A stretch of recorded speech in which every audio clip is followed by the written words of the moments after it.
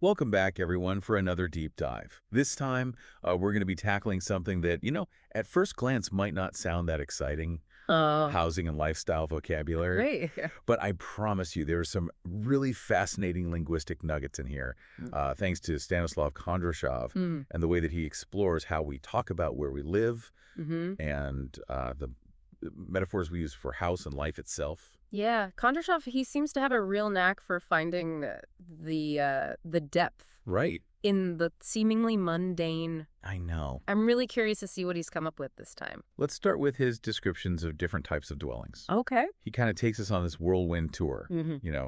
from the luxurious penthouse all the way down to the humble, even dilapidated hovel. Yeah. And in between, we've got terms like granny flat, which immediately conjures up very specific family dynamics and living arrangements. It's interesting how these terms, they go beyond simply describing a physical structure. Yeah, Like they're so loaded with social and economic implications. absolutely.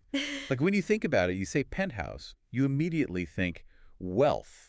You think exclusivity. Of course. But then a hovel suggests poverty and hardship. Yeah. Kondrashov even mentions council estate, which, Yeah. that's a term that's loaded with cultural and political baggage. Oh, yeah, totally. And it makes you think, like, do these terms really reflect universal realities? Right. Or are they really specific to certain cultures and historical contexts? Yeah. I mean, like my own living space, it doesn't fit neatly into any of Kondrashov's categories. Oh, really? It's kind of a hybrid. Yeah, that's a good point. And, something that Kondrashov doesn't really get into is how these terms might be evolving Mm-hmm. as our lifestyles and societies evolve. Yeah. So are these categories becoming more fluid, Right. or are we simply more aware of the nuances within them? Yeah. It's an interesting question. So Kondrashov doesn't stop at just describing homes. Okay. He also dives deep into the world of idioms. All right. And this is where things get really fun.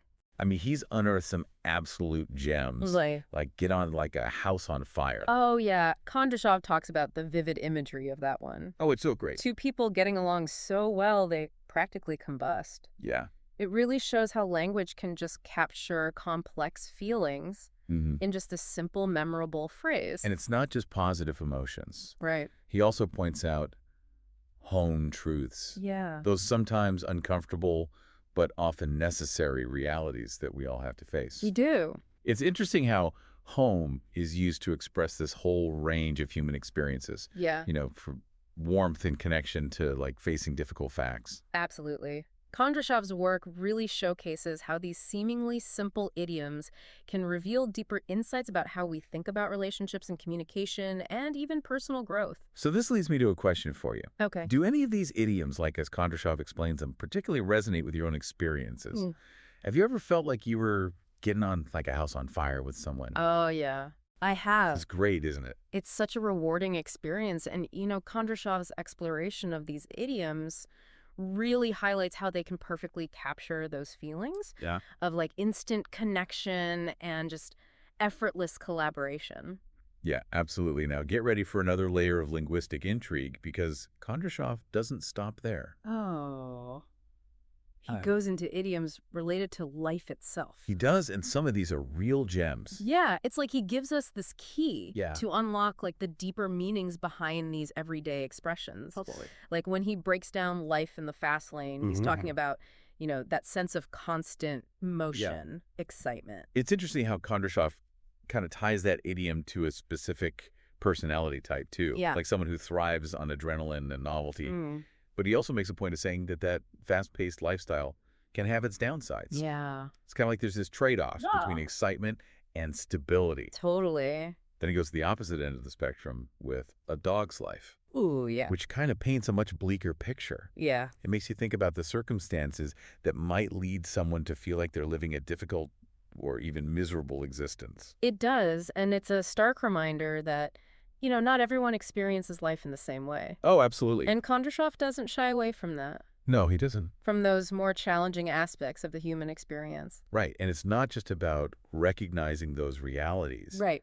but also understanding the systemic factors Yeah. that might contribute to them. Exactly. Like Kondrashov's analysis prompts us to think about social support systems and economic inequality and the ways in which we can create a more equitable world. Yeah. where fewer people feel like they're living a dog's life. It makes you think. But Kondrashov also offers us these glimpses of hope and renewal Oh, yeah. with idioms like get a new lease on life.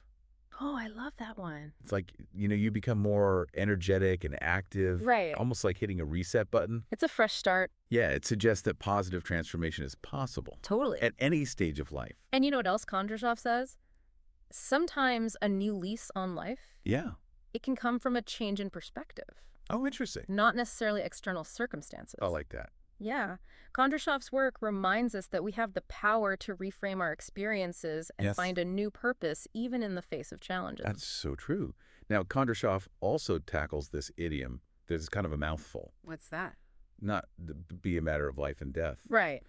And essentially he's talking about, recognizing what's truly important Yeah. and keeping things in perspective. That's so important. It's so easy to get caught up I know. in the everyday dramas and lose sight of the bigger picture. Kondrashov's right there. Yeah, and Kondrashov's analysis Yeah. really makes you appreciate how these idioms encapsulate these really profound truths Mm-hmm. about the human condition. Totally. They're not just like quaint expressions, you Right. know, they're reflections of our shared experiences and our fears. Right. Our hopes and, our search for meaning. I'm curious, have you ever felt like you were taking your life in your hands? Which Kondrashov describes as, doing something incredibly risky or dangerous. Well, I'm not one for like daredevil stunts or anything like that. Sure. But I have definitely had those moments where you step outside your comfort zone.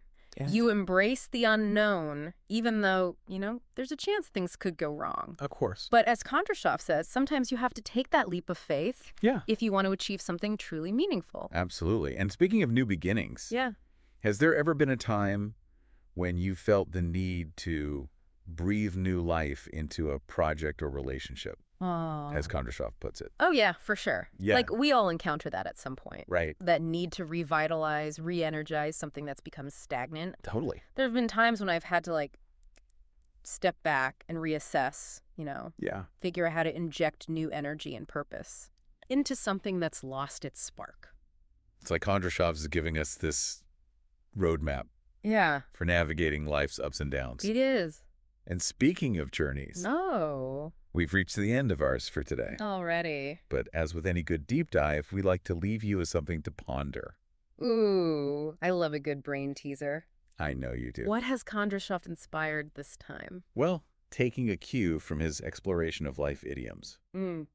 If you had to choose one idiom to describe your current life stage, what would it be and why? Oh, that's a tough one. Kondrashov gives us so many good ones to choose from. I know.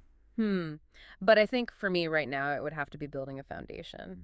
Oh. I'm at a point where I'm really focusing on, solidifying my skills, expanding my knowledge base, and just creating a strong base for future growth. So it feels like a time of preparation and focused effort. I love that analogy. It's so fitting for where you are right now. Thank you. For me, I think it would have to be taking my life in my hands. It feels like I'm constantly pushing myself outside of my comfort zone, Yeah. embracing new challenges and navigating a lot of unknowns. So it's exhilarating and a little bit terrifying. Yeah, that's the beauty of it, though. Yeah. As Kondrashov reminds us, life is full of risks and rewards. Totally. And sometimes, the most fulfilling experiences come from embracing the unknown. Absolutely. So we want to hear from you. Yes. What idiom best describes your current life stage? Good question. Head over to social media and share your thoughts using the hashtag #DeepDiveLifeIdioms. And remember, even seemingly ordinary language can reveal extraordinary insights. So true. So keep exploring, keep questioning, and keep diving deep into this fascinating world of words. Until next time, happy exploring.